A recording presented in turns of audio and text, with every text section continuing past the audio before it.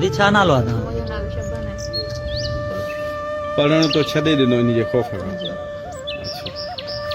मेहर के नवाही गांव हासिल खौसू की तंग गलियों में एक बाप की बेबसी की दास्तान गूंज रही थी।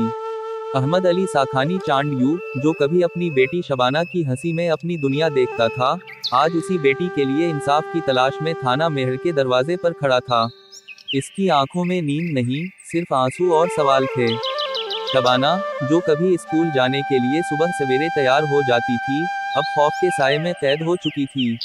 बासर शख्स फरीद खौसू की जानिब से मुसलसल हरासानी ने इस मासूम बच्ची की जिंदगी अजीरन बना दी थी। आज तो जुल्म की इंतहा हो गई, जब उसे जबरदस्ती अगवा कर लिया गया। अहमद अली के दिल पर जैसे क़यामत टूट पड़ी हो।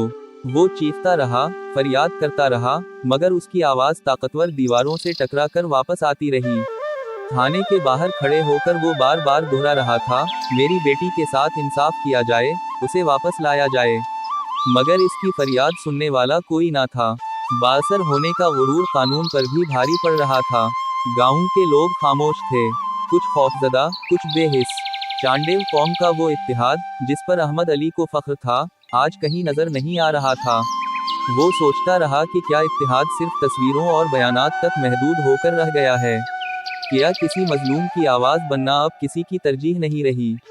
एक बाप के दिल में ये सवाल भी चुभ रहा था कि अगर उसकी बेटी सच कह रही है तो फिर इंसाफ क्यों नहीं मिल रहा?